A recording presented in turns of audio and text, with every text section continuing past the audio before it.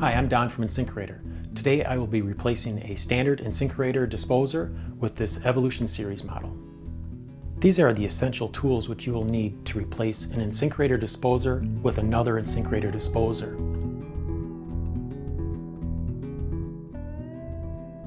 Before working on your garbage disposer, always make sure to turn the circuit for the electric off. You want to make sure that the power is off. This unit has a cord, so make sure it's unplugged. We'll start by taking off some of the plumbing. Take the dishwasher discharge hose off, loosen this clamp, use a slip wrench and loosen up some of these fittings back here. If you need to, you can turn the disposer. On this mounting assembly, there's two parts that mate together. The way to disassemble that is to use the wrench that's provided, and I also use a screwdriver just to get better leverage. We'll rotate it counterclockwise and pop it loose. What that does is disconnect the pressure off the gasket and then support it on the bottom, and then by hand you can rotate it the rest of the way.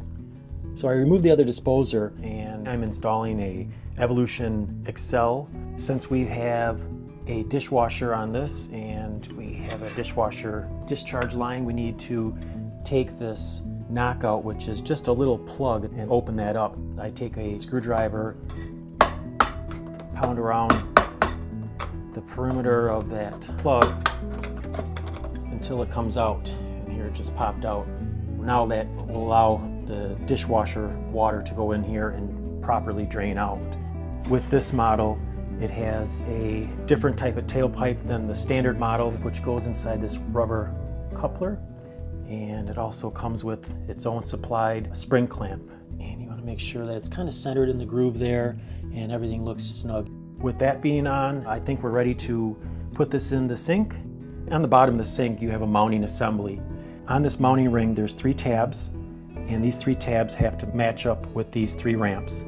Eventually these tabs will end up way over here, and they'll lock and hold the disposer up in place to seal it against the rubber gasket. So we're going to bring the new disposer in. You need to lift this up against the mounting assembly, and you can see that the locking tab here is above, and I just go around with my fingers, make sure all 3 are above. Once the 3 tabs are partly engaged, it should hang by itself.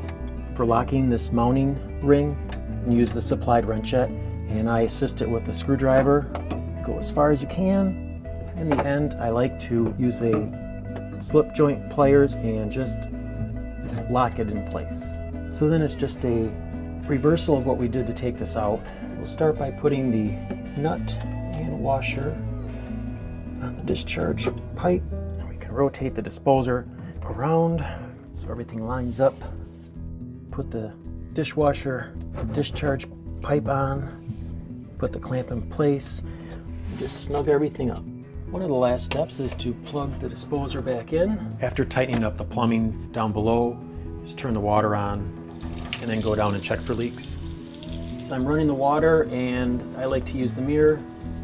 Just look for any drips that might happen. Everything looks good on this one.